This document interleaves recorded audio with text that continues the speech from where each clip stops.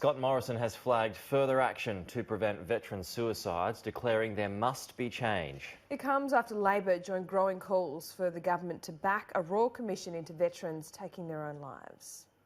Anthony Albanese has declared the issue of veteran suicides a crisis. One death is one too many, and we need to act. With more than 400 current and former military personnel taking their own lives since 2001, the Labor leader has joined growing calls for a royal commission into the issue to prevent more deaths. We're not doing enough in this area, and that's why the call for a royal commission is reasonable. Labor wants the terms of reference to include how soldiers transition from service to civilian life and how they're cared for after that. Julianne Finney's veteran son took his own life in February. Since then, she's been leading the charge for a royal commission and gathered more than 267,000 signatures in support. She said today that a royal commission for her is an act of love, compassion and gratitude for her son.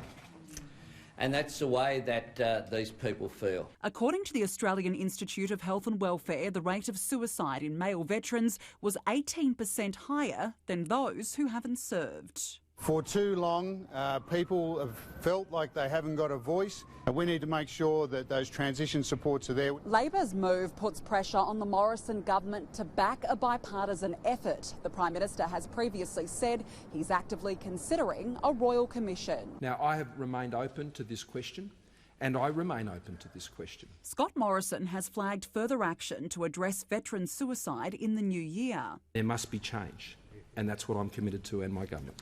A coalition spokesman would not be drawn on whether that change would include a royal commission. Danica Di Giorgio, Sky News.